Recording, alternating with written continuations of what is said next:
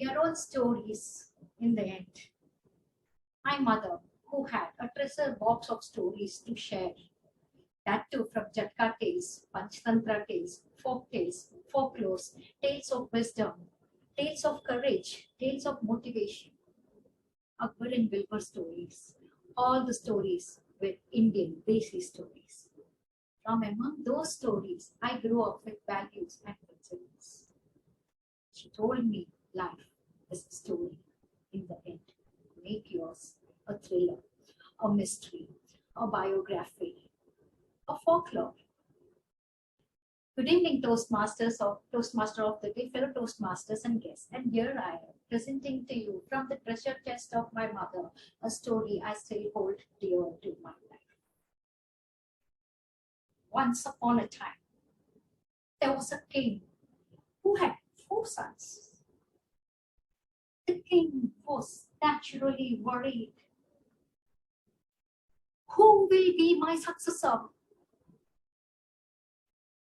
Till he thought of testing the mettle of all 4 of his sons to decide on a right successor. Go, he told all his 4 sons, bring me the most unique things on the earth. The one who brings the most unique thing is going to succeed me and will be crowned the king.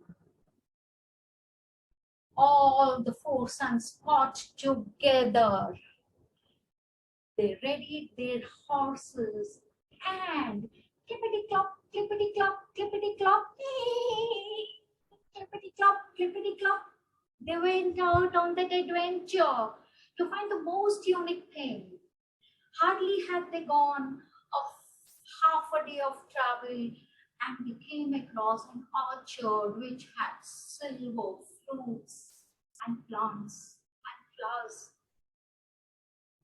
Eldest prince jumped on it, saying he was the first to spot it, and according to the hierarchy, he was going to take the most unique thing back to his father to be crowned a prince.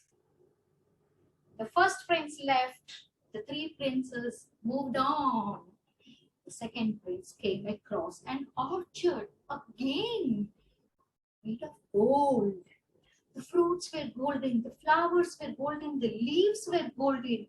He immediately picked up a sack of it, went back to his horse and said, clippity-clop, clippity-clop, clippity-clop. Hey, there I go back to be crowned, because this is the most unique thing I have found. 2 princes went on ahead, and the 3rd prince came again across an orchard that had fruits, flowers, trees, not made with silver and gold, but silver and gold flowers and fruits embedded with rubies and diamonds and precious stones. Come on, he told to the younger brother. You will not find anything more if you go even any further. I'll share my booty with you, my dear young brother, while I am crowned the king. Younger brother looked at the elder brother and said, looking towards the horizon, at the setting sun, no, dear brother, I have miles and miles to go. You go, I go still further.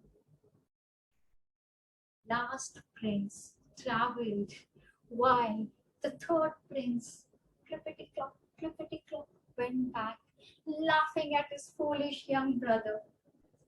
This brother went forward, and after a few days' travels, he came across an eerie looking palace. It was surrounded by creepers. There were plants blowing right within the courtyard of the palace. It was surrounded by thick bushes. But what was so strange about this? Not a single leaf moved or rustled. No flowers bloomed, no butterflies flew over it. The eerie silence made goosebumps rise on the youngest prince's arms, and he removed the sword and stealthily moved forward. As he cut the trees, so said the bush, "Ouch! You're hurting me." A talking bush? And that's when he came to know the story.